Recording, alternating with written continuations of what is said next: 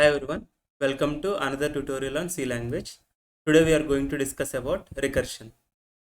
Before starting the concept, let us try to solve a small question. Write a program to find the factorial of a given number. So ask the user to enter a number, and once the user enters the number, let us say the user entered a number 6.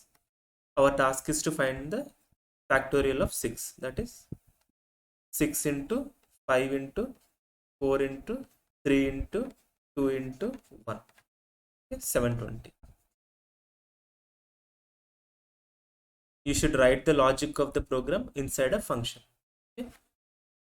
Write a function factorial and write the logic inside this function. Okay. Pause the video and try to solve the problem, because the best way to learn is by doing yourself. Okay. I hope you were able to write the program. Now let us see the solution. First we'll declare an integer. We'll call it n. We'll ask the user to enter a number.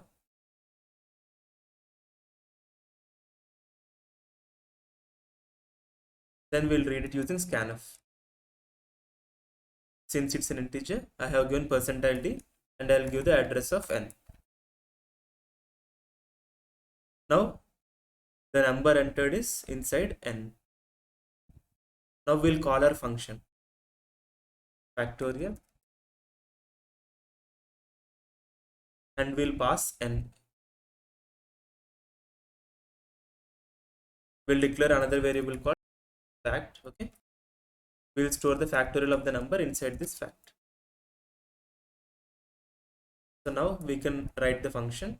Since we are returning a integer value, so we'll write int factorial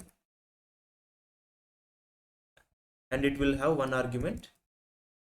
We'll call it number.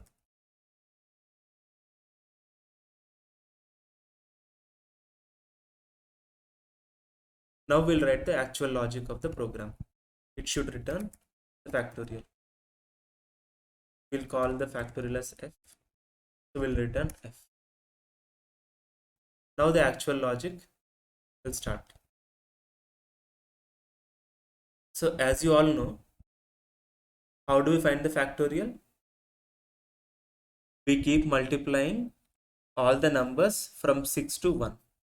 So 6 into 5 into 4 into 3 into 2 into 1. So how we can write this logic? We'll have another variable, let us call it index, and we'll start a for loop. Index starts from the value number. Index goes all the way up to 1. Then we'll decrement the index. Now what we can do is we can make f equal to f into index. Okay, we'll initialize f with 1. So what happens is, suppose the user gave a value of 6. Number will contain the value 6 and our index starts from 6 and it will go up to 1, and we are multiplying f into index and storing the result inside f. So what is happening exactly, we'll see now. So the number is 6. Now index starts from number, that is index starts from 6. Okay. Now I multiplied f equal to f into index. Now index is 6, f is 1. So what is f now? F equal to 6. Okay. Now f became 6. Now end of the loop has come. We are doing index minus minus.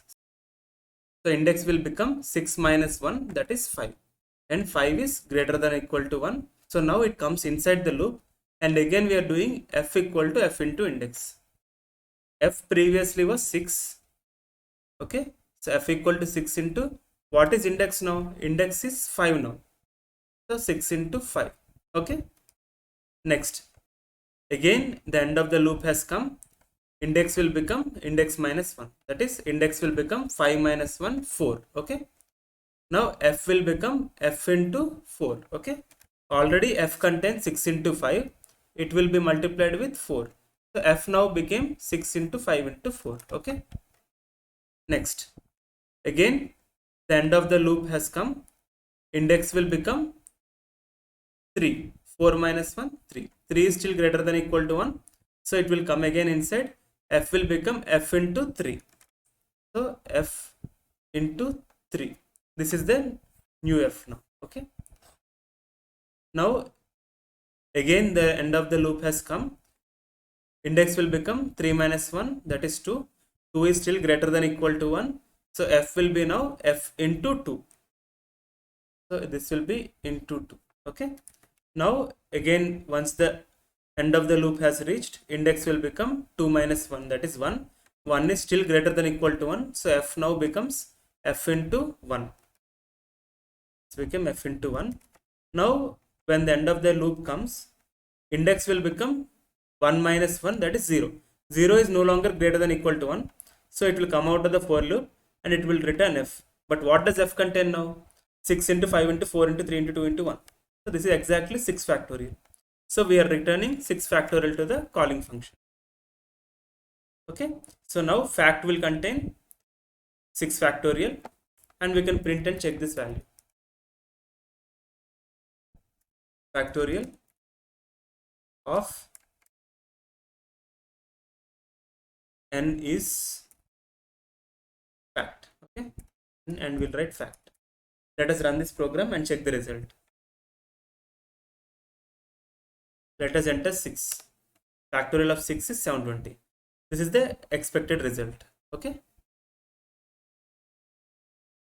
But is there a better way to write this function? If you observe carefully,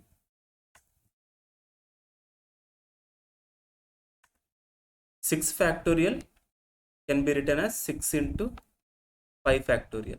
Why? Because 6 factorial is 6 into 5 into 4 into 3 into 2 into 1. Okay. This is nothing but 5 into 4 into 3 into 2 into 1 is basically 5 factorial. Therefore, 6 factorial can be written as 6 into 5 factorial. Okay. I will open a new page now. Similarly, any n factorial can be written as n into n minus 1 factorial. So if we want to find the factorial of n, we can simply return n into factorial of n minus 1, and this will return n minus 1 into factorial of n minus 2, and this will return n minus 2 into factorial of n minus 3. So the chain will continue until we reach 1. Okay. In this way, we can find the factorial of n by repeatedly calling the function with a value 1 less than itself. Okay. So it's difficult to digest as of now, but we'll see an example and this will make things very clear. Okay. Suppose we are calling factorial n. Okay. So inside this function, instead of writing all this logic,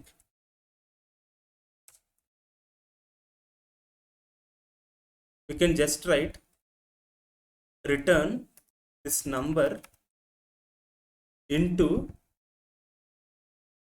factorial of number minus 1. So what happens is, when we ask it to find out factorial of 6, it will return 6 into factorial of 5. Okay.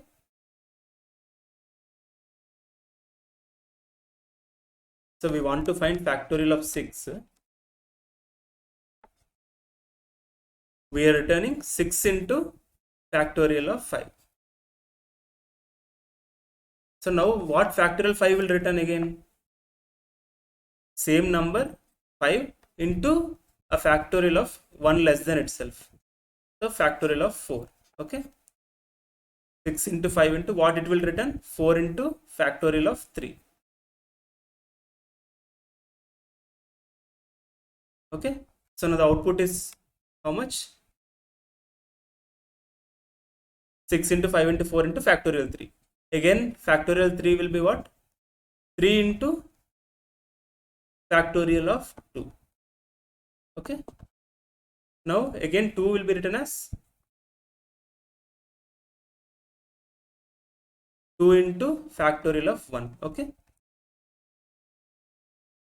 and now when we are asking for factorial of 1, we don't want to write 1 into factorial of 0 because it will keep on going, it will not end. So whenever we are asking factorial 1, we'll just return 1 because 1 factorial is 1. Then it will become 6 into 5 into 4 into 3 into 2 into 1. Okay, so let's do that. So when the number is equal to 1, we'll just return only 1. Okay, we'll not return number into factorial of number minus 1, will not do. Only we'll do this if the number is not equal to 1. Okay,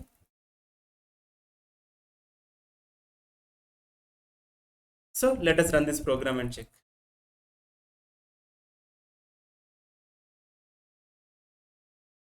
Let us enter 6. Factorial of 6 is 720. Okay, so we have achieved the same thing, but what we have done is we have called the function factorial inside the function factorial. This is called recursion. Calling a function inside itself is called recursion. Okay, so using this we got the n factorial. Okay, now I hope the recursion concept is clear. If you have any questions, you can write down in the comment section. I'll try to explain your doubts. I'll try to make a video on that. Okay, thank you for watching. If you like the video, please subscribe and share it with your friends. Thank you.